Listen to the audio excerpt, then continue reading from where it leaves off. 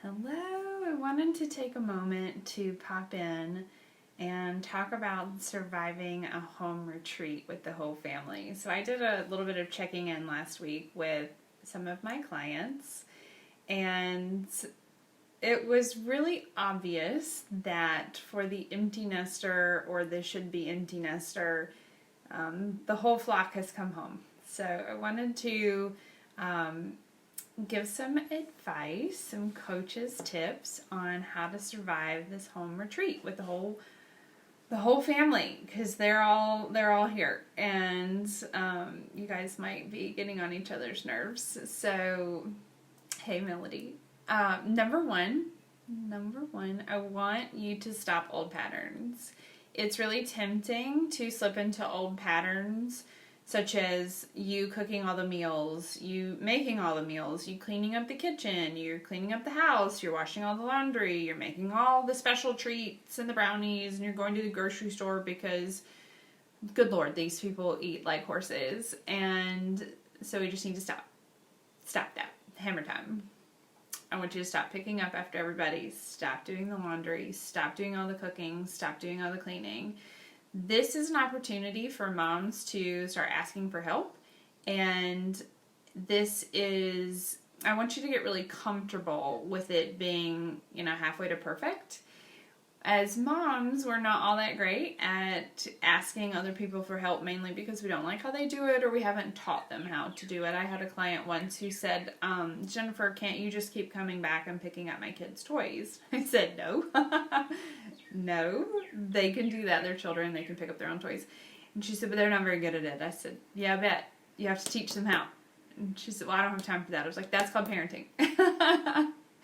She didn't like that answer. She was looking to outsource that for sure. But we have got to actually step back, sort of lean back, so our family can lean in and take over some of these things that we've been overdoing. So this is really a time to teach and model. Remember, this is not just like a special trip home from college. Oh, honey, I'm so glad you're home. Here, let me make you your favorite brownies and do your laundries. Ooh. No, that is not what this is. This is a time for all to pitch in, including the husband. There's no more overcompensating for everyone else's busyness. There's no more excuses as to why they can't or that they don't want to help. Everyone is pitching in at this point. And so, that's number one. Number two is you need to take some time for yourself. Yes, the world is going to hell in a handbasket at the moment, but you sitting at home in your worry chair is not going to help matters. In fact, doing that is going to ruin your adrenals and is really freaking your soul out. Your soul doesn't know what to do with this constant feedback loop of fear and danger and doubt and worry. It doesn't know what to do with that. And so I want you to take some time for yourself. I want you to get some quiet time all by yourself, and I want you to tell everyone else in the house to leave you alone, and you mean it. That's the tricky part. You've got to mean it. So if you're telling them, I want some quiet time, I'm going to be in X room reading, doing whatever, and they come in, you got to kick them out. And it's okay to be a little rough around the edges on that. You don't have to be all lovey-dovey, but kick them out. And some things that you can do, you can take a bubble bath. You can ask your husband to give you a shoulder massage. You can take an online yoga class, Down Dog, the yoga app, the bar app. They have a couple of them, I believe. They're all free until April 1st. I've done some of the yoga, and it is really helpful. So move your body. Do an online yoga class. Write. Get a journal and just start writing. What are you feeling? What's going on in your head? Just write it out. There's something so therapeutic about writing and journaling. Call your mom. Read the Bible. Read the book that's been sitting on your nightstand. Walk the dog. Go for a run. There's so many things that we can do to get some time by ourselves that we're not very used to doing. And since we have to kind of retreat, then it's a really good time to practice some of that. Number 3. I want you to start to identify what you want your life to look like. What the heck do you actually want to be doing with your time? Now that you have the great, beautiful gift of all this time, what do you want to be doing with it? Seriously, answer that. Do you want to garden? Do you want to sew pillowcases? Do you want to make candles? Do you want to write? Do you want to make things pretty? Do you want to be a hip hop dance instructor? Who are you deep, deep, deep inside? What is it that you want to do? And I don't care how stupid it sounds or how silly it is or how your ego is going to tell you why you're too old for that or you can't make any money doing that or whatever. That's too boring. You're going to get tired of it. We got to start to silence that part. Mute. Not helpful. Not interested, not listening, turning that off.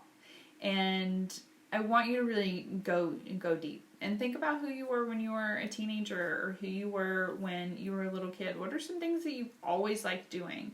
I've always liked coloring. I've always liked playing. I've like creative play. I've always liked flowers and gardening. These are things that I like, have always liked, so it's a clue that I probably still like them, and I do. If I'm not running around all over the place on the weekends, I don't do a lot of running during the week anymore. That was last year's project, practicing the art of saying no. But if I'm not running all over the place doing this, that, or the other thing on the weekends, then one thing that I know for sure about myself, I love being around like a fire pit. I love having people over, especially when it's nice outside. I like playing tennis. I've always loved playing tennis, even when I was a little kid. And I love gardening. I love flowers. So you're going to find me out in the dirt. And it's going to be great. Great. So who are you? Who are you deep, deep, deep inside? What do you want life to look like after all of this is gone? Because it will go. It will pass. We've lived through enough of these to know that it will.